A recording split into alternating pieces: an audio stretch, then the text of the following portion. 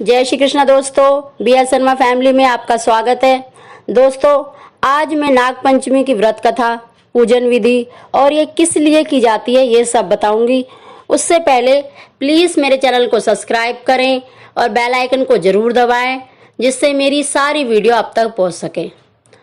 तो नाग पंचमी की पूजा इसलिए की जाती है, विशेषकर संतान प्राप्ति के लिए की जाती है और हमारे घर परिवार की रक्षा हो। और जिन लोगों के कुंडली में काल सर्प दोष होता है उसको तो जरूर करनी चाहिए, इससे उसको शांति मिलती है। काल सर्प मतलब कम होता है। तो आप सब तो जानते ही हैं कि हिंदू धर्म में नाग देवता की कितनी पूजा की जाती है। खुद शंकर भगवान भी उसे गले में धारण करते हैं और जो हमारे विष्णु भगवान हैं शेषनाग की सैया पे शयन करते हैं। तो आज मैं इसकी पूजन विधि बता रही हूँ। ये जो नाग पंचमी है सावन माह के शुक्ल पक्ष की पंचमी तिथि को मनाई जाती है और इस दिन नाग पंचमी के दिन अनेक परिवार व्रत रखते हैं। इस दिन घर में तवा नहीं चढ़ाया जाता या रोटी नहीं बनती। पूजा करने के लिए नाग देवता का चित्र बनाया जाता है या फिर मिट्टी की मूर्ति बनाकर इसे लकड़ी की चौकी पर स्थापित किया जाता है। हल्दी, रोली, चावल और पुष्प चढ़ाकर नाग देवता की पूजा की जाती है। कच्चे दूध में घी और शक्कर मिलाकर नाग देवता को अर्पित किया जाता है और पूजा करने के बाद सर्व देवता की आरती की जाती है। और इसकी कथा इस प्रकार है। बोलो नाग देवता की जय। एक राजा के 7 पुत्र थे। उनके विवाह हो चुके थे। उनमें से 6 पुत्रों की संतानें भी हो चुकी थी और सबसे छोटा पुत्र, अब तक उसकी कोई संतान नहीं थी और उसकी जेठानियां बांझ कह कहकर ताने मारती थी।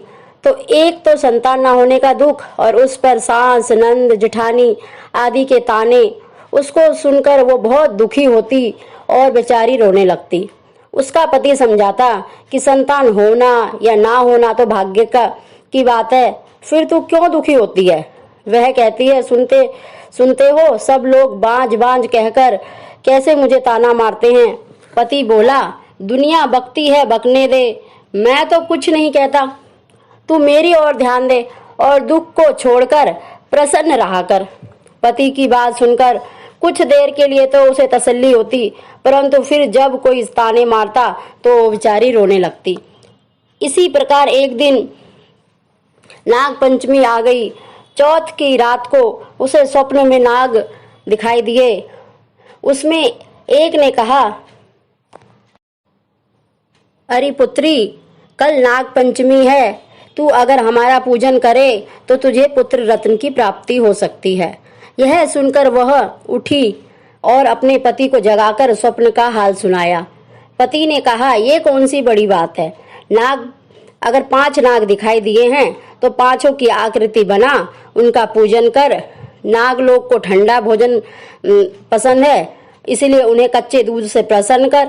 दूसरे दिन उसने ठीक वैसा ही किया।